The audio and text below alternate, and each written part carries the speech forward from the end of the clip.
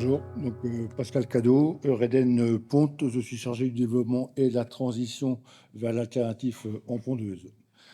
Un petit rappel sur le contexte. Faut savoir que déjà dès 2016, la profession, les producteurs d'œufs et toute la profession, avaient pour objectif ambitieux d'arriver en 2022 à 50% du passage de cage en œufs alternatifs. En fait, en 2019, l'objectif était déjà atteint. Et on voit donc sur la diapo ici que donc ça, c'est le marché de l'œuf de la GMS. Mais globalement, sur l'ensemble des marchés de l'œuf, on est arrivé en 2022 à 67% d'œufs en alternatif. Donc on a largement dépassé notre objectif. On voit que sur le marché de la GMS, qui représente 45% du marché de l'œuf, donc en cage, on est passé de 2014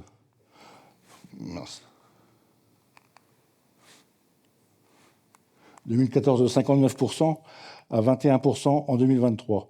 Il faut savoir qu'on avait aussi un petit peu l'échéance des grandes surfaces qui avaient décidé de ne plus distribuer d'œufs de cage à partir de 2025. Donc, sur tout ce qui est marché GMS, donc on mettait, je dirais, le grand braquet pour faire les transformations.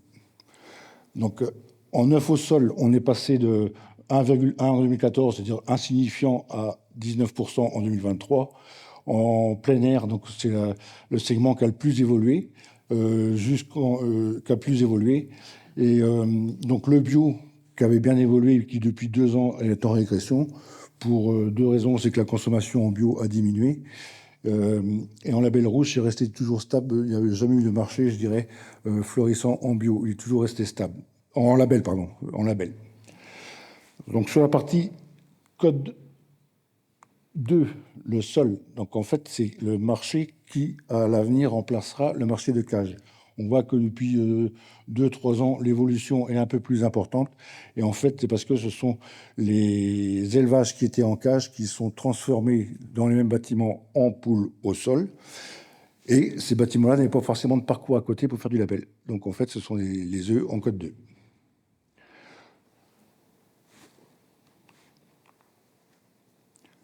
Donc, le marché de la GMS représente 45%, le marché des ovoproduits et la RHD 55%. Donc, en cage aménagée, on est toujours à 46% sur les œufs destinés pour les ovoproduits, plein air 24% et au sol 27%.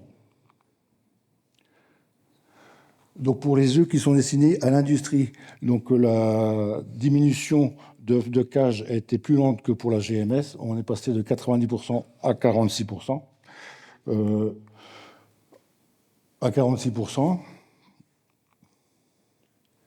Et on voit une différence entre, donc, quand on dit ovoproduits, c'est aussi bien l'industrie que le marché RHD. Donc, en fait, sur tout ce qui est ovoproduits, les cages aménagées représentent 38%, et en RHD, restauration hors domicile, on est toujours à 75,9%. Donc, la diminution se fait de plus en plus lentement.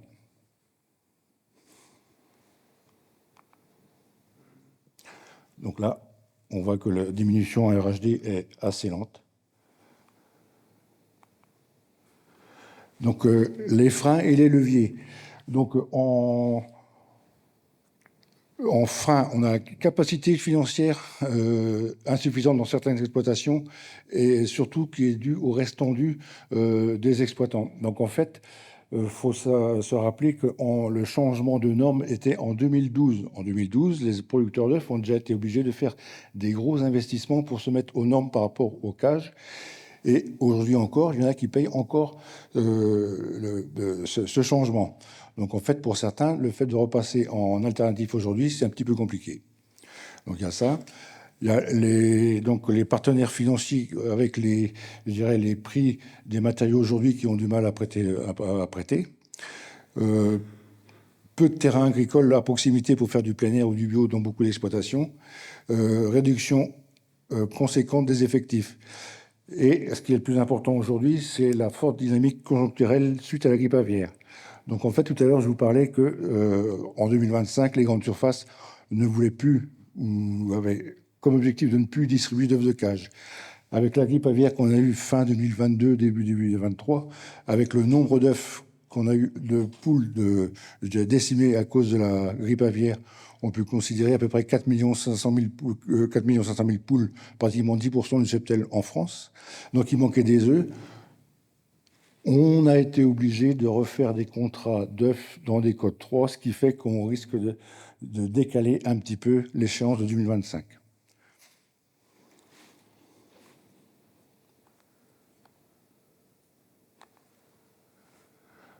Donc, dans les fins, et ce qui fait qu'on limite un petit peu la rapidité pour passer en code en alternatif. Aujourd'hui, depuis la guerre en Ukraine, avec l'évolution de toutes les charges, donc il y a l'augmentation des investissements qui, en 2 ans, a augmenté de pratiquement 30%.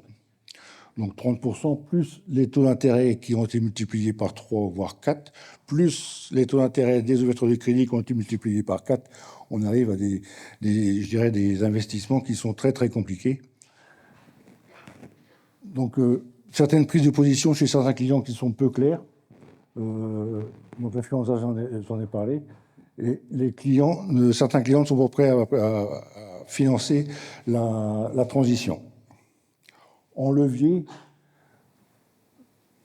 bon, ce que je peux rajouter aussi en fin, dans le métier de l'œuf, comme dans beaucoup de productions animales, il y a la moyenne d'âge des exploitants qui arrive assez élevée. Donc, au point de vue, je dirais, dans les années à venir, il y aura beaucoup de transitions pour les gens qui n'ont pas de successeurs directs d'enfants à reprendre l'exploitation, soit des exploitations qui vont être à vendre. Et donc, les gens qui arrivent à un certain âge, 55, 56 ans, ils auront ce sera compliqué pour eux de réinvestir pour passer à l'alternatif. Donc, ce sera les gens qui reprendront leur élevage, qui feront les travaux.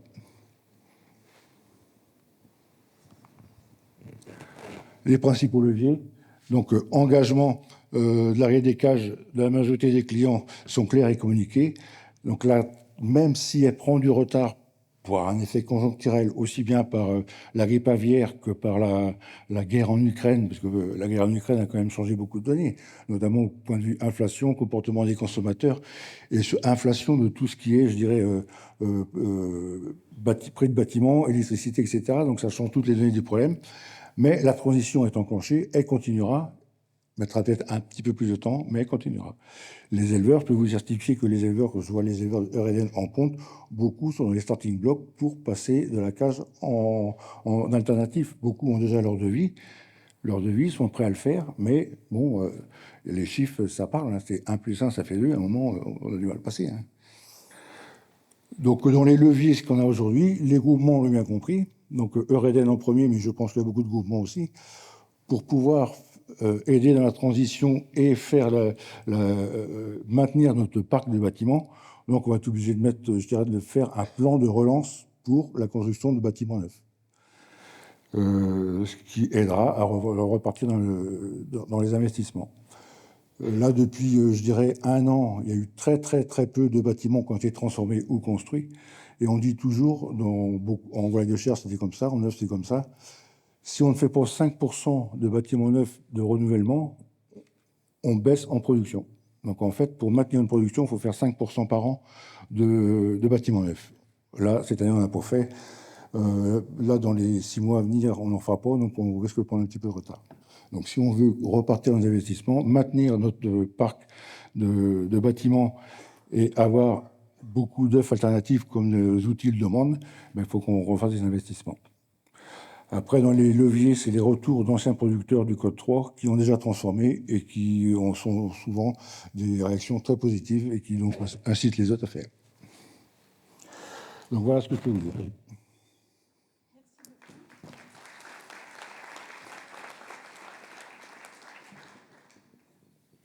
Oui, merci beaucoup donc, pour cette présentation. Est-ce que nous avons quelques réactions ou questions? Oui. Merci. Merci beaucoup pour votre présentation. Donc, comme on le voit, la transition sur les poules pondeuses, elle est bien enclenchée et elle ne s'arrêtera pas. Elle est commencée depuis 2014. Est-ce que vous avez des données sur les élevages de poulettes et la transition hors cage des poulettes? Pour les poulettes, ça va être simple, Parce qu'à partir du moment où il n'y aura plus de poules en cage, il n'y aura plus de poulettes en cage. Parce que pour faire la poulette qui est élevée en cage ne peut aller que en cage. Est-ce que vous avez des chiffres aujourd'hui sur l'état Et actuel du marché? sur la poulette. Oui. Aujourd'hui, en poulette et je dirais, bon, sauf peut-être quelques régions de France où il y avait quelques élevages en cage, en poulette. Aujourd'hui, en Bretagne, 90%, et toujours, hein, 90% des poulettes ont été élevées au sol. Il y a très peu de bâtiments en cage, poulettes, en Bretagne. La transformation va pas être compliquée, elle va se faire naturellement en même temps que les poules. Ok, merci.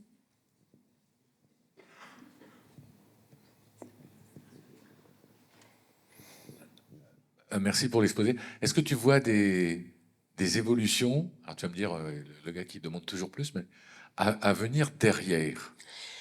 En évolution, je peux vous parler de chez nous, de chez Hélène déjà. Là, tout à l'heure, je vous montrais les diapos où est-ce qu'en code 2 deviendra l'œuf standard. Il n'y aura plus la cage, il faudra un œuf standard parce qu'il faut, comme disait monsieur ce matin, il faut qu'on fasse à manger pour tout le monde. Les gens qui ont 20% de gros revenus, les entre les deux, et puis ceux qui ont des revenus compliqués. Donc en fait, il faut qu'on ait un œuf moins cher, un œuf intermédiaire, un œuf bio, celui qui a le moyen d'acheter du bio, il achètera du bio. Après, donc en code 2, ce que nous, ce sera l'œuf basique, donc les lois européennes qui ne sera pas en cage, donc ce sera l'œuf au sol à 9 poules au mètre carré, etc. Et chez Eureden, on fait un œuf code 2, mieux-être animal, qu'on a appelé, et en fait, où on se fait des éléments supplémentaires pour uniquement le bien-être animal. Notamment, on met un jardin d'hiver avec les lumières, 3% de lumière, avec un enrichissement du milieu, de la luzerne hydratée pour que les poules s'amusent, etc. Et donc ça, pour toi, vous, enfin bon, bref. Tutoyer, ça me dérange pas. Non, mais vous dire, est-ce que vous voyez, vous, chez Eureden, que c'est le standard qui va s'imposer demain? Non, je ne dis pas qu'il va s'imposer, mais il en faudra. Non, mais justement. Il en faudra pour je dirais, les différents porte-monnaies et après pour les entreprises de nouveaux produits. Les nouveaux produits donc, qui font souvent de l'exportation, ils ne prennent pas des bio, sauf pour des micro-marchés qu'ils ont. Mais par contre, pour tout ce qui est œufs de consommation pour la GMS, tout ce qu'on pourra faire avec le musette animal, on le fait. On a déjà lancé un cahier des charges où est-ce qu'on est les seuls à le faire. Et si j'ai une dernière question pour continuer par rapport à ce qu'on a dit ce matin, par rapport aux imports. Voilà. Est-ce que vous, par exemple, je dis toujours aussi, mais enfin à Eureden, pardon, comment vous voyez la situation française par rapport à la situation européenne des autres pays ou par rapport aux normes européennes versus les normes françaises? Par rapport au niveau de l'Europe, donc au niveau de l'Europe, on est un petit peu en avance sur la transition de cage en alternatif. Un petit peu en avance. Donc là, en 2021, nous, on était à 67% d'alternatifs. Au niveau de l'Europe, on était à 58%. Bon, sachant qu'il y a des disparités. C'est-à-dire que les pays du Nord sont beaucoup plus en avance que nous, les pays du Sud un petit peu moins. Après, au niveau des importations, donc l'œuf coquille, l'œuf GMS, il y a très peu d'échanges, je dirais, d'importation d'œufs. C'est surtout au niveau des industries, après, qu'il y aura des échanges internationaux. Moi, j'ai une petite question qui va aller dans ce sens-là, sur ce qui se passe sur la restauration hors foyer. Donc, on a vu que la transition, elle est quand même plus lente. Peut-être qu'il y a davantage aussi d'imports. Et comment vous la voyez, là, l'évolution pour tout ce qui est restauration hors domicile? Ben ça, pour l'instant, moi, honnêtement, je ne sais pas. Donc, de l'importation, pour tout ce qui est œufs, je dirais, comme je disais tout à l'heure, tout ce qui est œufs industrie transformés, ce sera toujours possible. Mais après, tout ce qui est œufs coquilles, c'est un petit peu plus compliqué. Et après, il y a peut-être aussi le fait qu'il reste encore des œufs en cage. Les œufs en cage, comme en grande surface, en 2025, ils ne veulent plus d'œufs de cage, on les destine ailleurs, notamment. Et quand d'ici 4 ou 5 ans, il n'y aura plus d'œufs de cage, RHD, il y aura beaucoup moins d'œufs de cage de consommer aussi. D'accord. Est-ce que nous avons une dernière question? Oui. Oui, juste une réflexion. L'an dernier, à la journée de l'œuf, donc à Paris, là, un éleveur qui était en contrôle disait donc le code 3, c'est comme le nucléaire, tout le monde tapait dessus avant, tout le monde en veut maintenant. Ce que vous avez dit tout à l'heure par rapport à la grande surface. Est-ce que ça peut remettre en cause un petit peu donc cette évolution et repartir un petit peu sur ce marché-là? Remettre en cause, non. Reporter, uniquement à cause de la grippe aviaire. Je pense que le producteur qui a dit ça, la journée de l'œuf, c'était à quelle époque de l'année? C'était le 9 novembre. 9 novembre. Donc on était déjà au début de l'inflation du prix de l'œuf à cause de la grippe aviaire.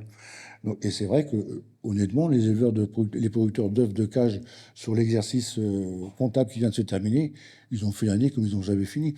D'ailleurs, en même temps, ça les aidera pour passer en alternative. C'est-à-dire que ceux qui n'avaient pas fini de faire leur transformation en 2012 ou qui financièrement étaient justes, ça peut les aider à passer en alternative ici. Mais pour moi, ça ne remettra pas en cause. On est parti dedans. Je pense que ça va continuer. Ça va être retardé un petit peu à cause de la conjoncture.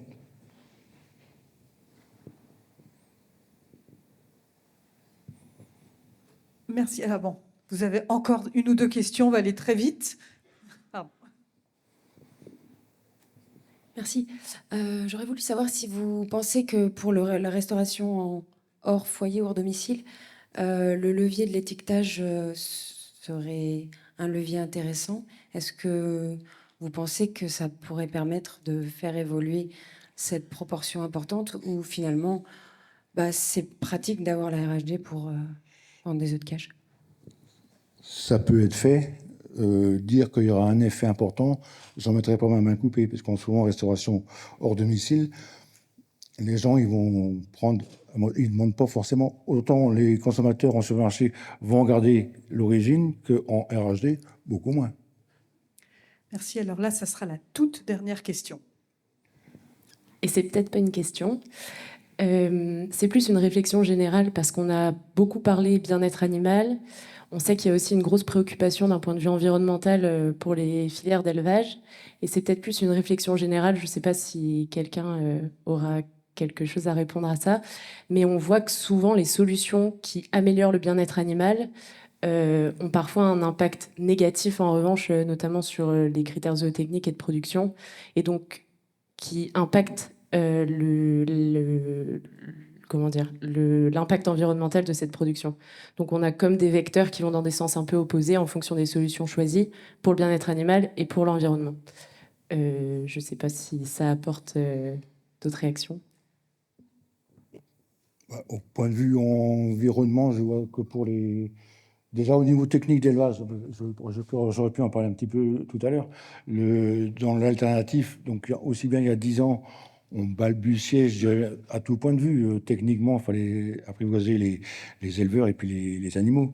Aujourd'hui, techniquement, on s'est beaucoup amélioré. Les marchands de souches, ils ont créé des souches adaptées à l'alternatif. Au niveau aliment, on avait des formules adaptées à l'alternatif. Et après, pour tout ce qui est environnement, je dirais qu'il y a une grosse partie de ce qu'on fait aujourd'hui en alternatif qu'on appelle les volières. Donc, en fait, c'est où est-ce qu'on extrait les fientes du poulailler pour qu'elles restent longtemps dans le poulailler où elles sont séchées. C'est exactement un système qu'on avait en cage et qui permettait d'avoir des fientes sèches et de limiter tout ce qui était pollution. Je pense que la question, c'était peut-être pour les systèmes bio et label rouge, où les souches sont différentes et où effectivement l'efficacité alimentaire n'est pas exactement la même. C'est des modèles qui ne sont pas tout à fait les mêmes de ce point de vue-là. Quand on regarde les chiffres depuis 10 ans, le bio, il a monté un petit peu, mais là, il a stagné, puis là, il a tendance à baisser. Le label n'a pas bougé. Les deux sont des niches qui n'évolueront, à mon sens, pas beaucoup dans les années à venir. D'accord. Eh bien, écoutez, merci beaucoup pour ces éléments. Donc là, on va avoir droit à une petite pause. Merci.